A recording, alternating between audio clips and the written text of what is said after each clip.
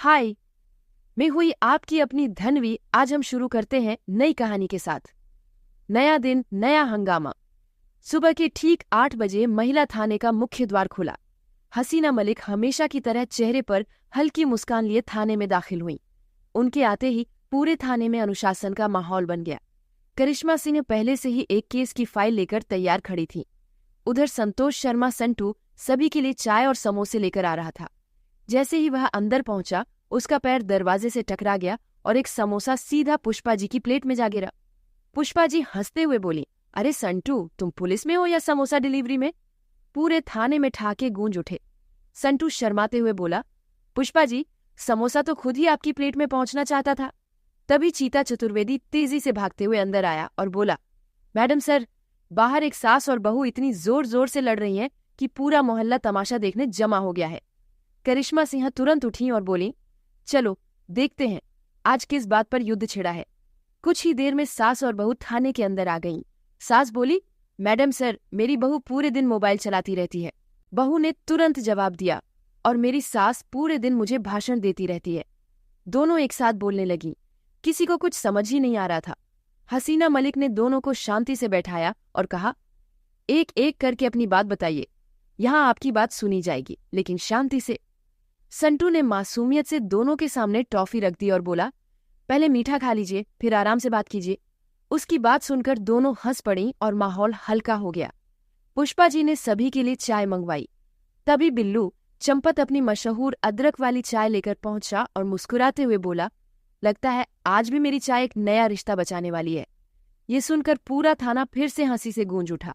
हसीना मलिक ने दोनों की पूरी बात ध्यान से सुनी। उन्होंने समझाया कि परिवार में छोटी छोटी बातों को बातचीत से सुलझाया जा सकता है।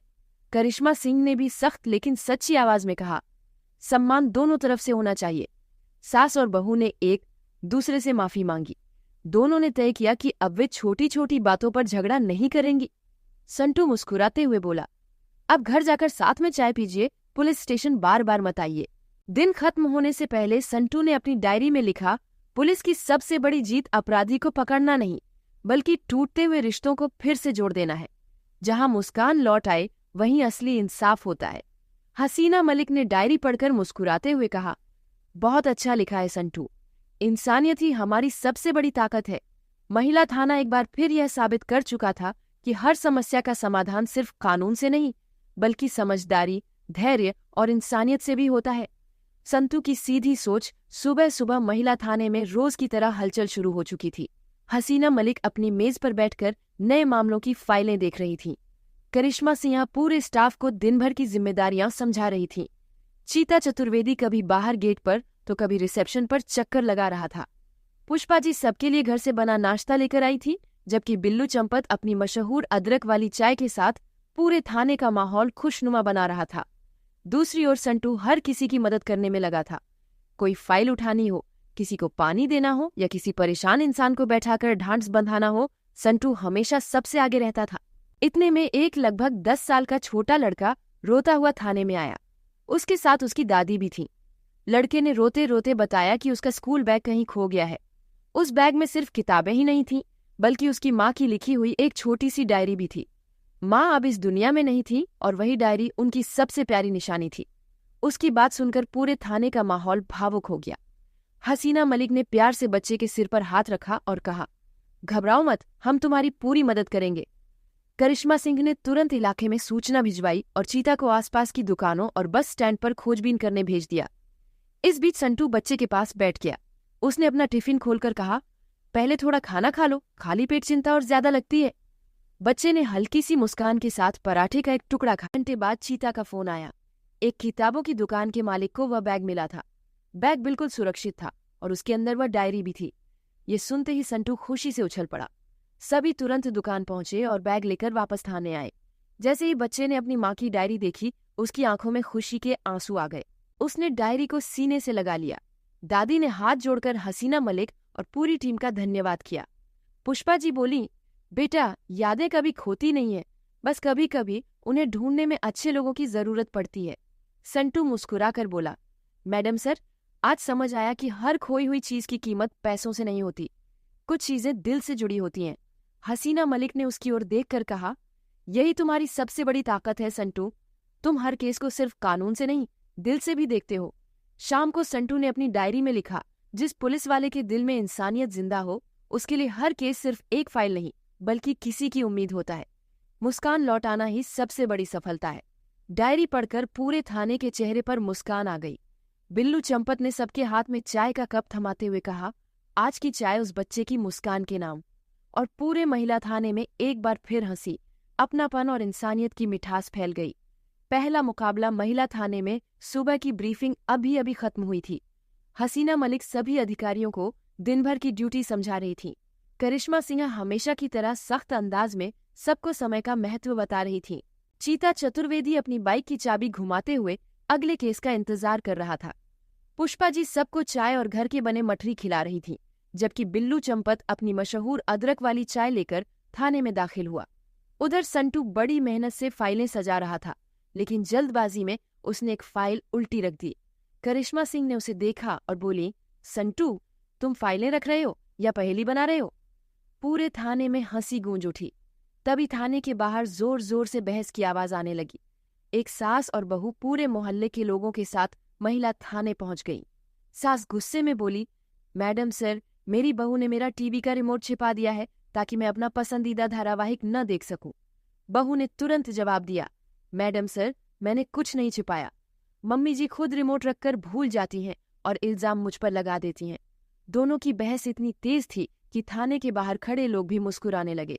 बिल्लू चंपत धीरे से बोला, लगता है आज का असली धारावाहिक तो यहीं चल रहा है। संटू मासूमियत से बोला, अगर रिमोट नहीं मिल रहा तो टीवी बंद करके सब साथ में चाय पी लीजिए। उसकी बात सुनकर सभी अपनी हंसी नहीं रोक पाए। हसीना मलिक ने दोनों को शांत किया और पूरी बात ध्यान से सुनी।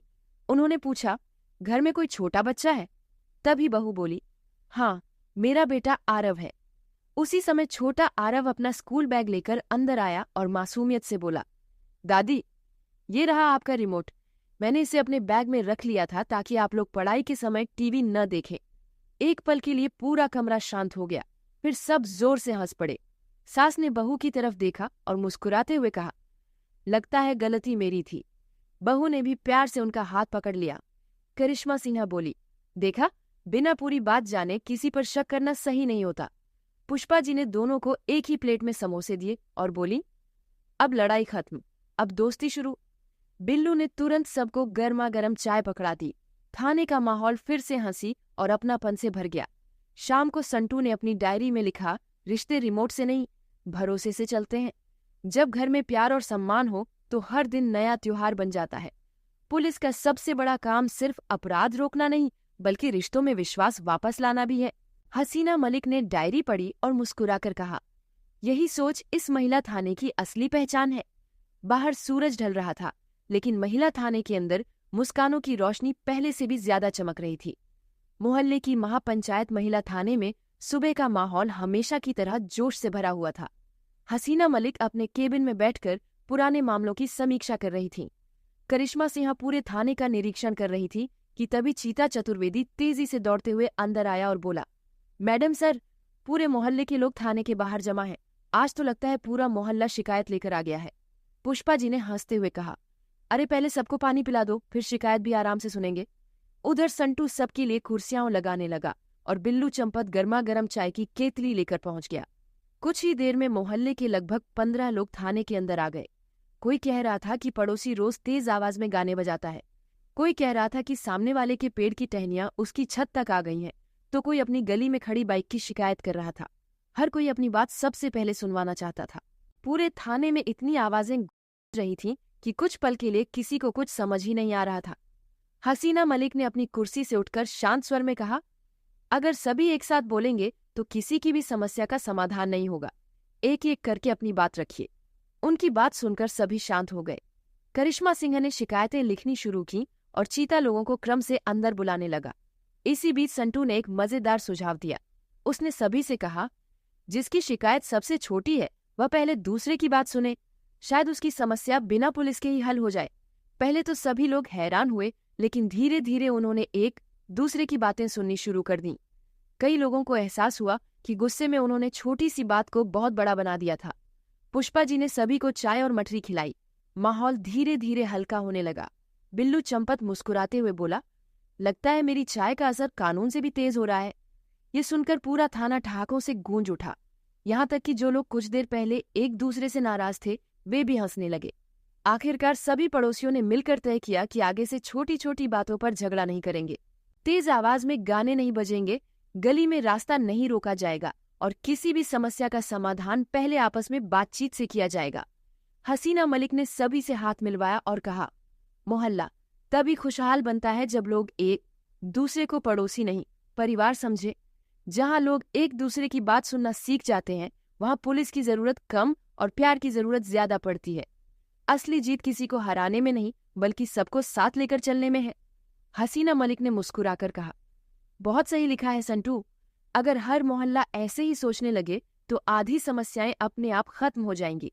बाहर सूरज ढल चुका था लेकिन महिला थाने के अंदर इंसानियत, हंसी और भरोसे की रोशनी पहले से कहीं ज्यादा चमक रही थी। महिला थाने में आज का दिन कुछ अलग था। सुबह से ही थाने में एक खुशी का माहौल था। हसीना मलिक ने पूरी टीम को मीटिंग के लिए बुलाया। करिश्मा सिंह, संतोष शर्मा संटू, चीता चतुर्वेदी, पुष्पा जी और बिल्लू चंपत सभी समय पर पहुंच गए। तभी सूचना मिली कि पूरे मोहल्ले के लोग महिला थाने में आना चाहते हैं। इस बार शिकायत लेकर नहीं बल्कि धन्यवाद कहने के लिए। कुछ ही देर में वही सास बहू, छोटा आरव व बच्चा जिसकी माँ की डायरी मिली थी, मोहल्ले के बुजुर्ग, पड़ोसी और कई परिवार थाने में आ गए। सभी के हाथों में फूल और मिठाई थी। एक बुजुर्ग महिला ने भावुक होकर कहा, पहले हम पुलिस स्टेशन आने से डरते थे लेकिन आपने हमें सिखाया कि पुलिस सिर्फ कानून की नहीं रिश्तों की भी रखवाली करती है। ये सुनकर संटू की आंखें चमक उठीं। वह धीरे से बोला, मैडम सर, लगता है आज कोई केस नहीं है। करिश्मा सिंह मुस्कुराकर बोली, आज सबसे बड़ा केस जीत लिया है, लोगों का भरोसा। पूरा थाना तालियों से गूंज उठा। तभी बिल्लू चंपत अपनी बड़ी सी चाय की केतली लेकर आया और बोला, आज की चाय मेरी तरफ से, लेकिन एक शर्त है, कोई लड़ाई नहीं करेगा।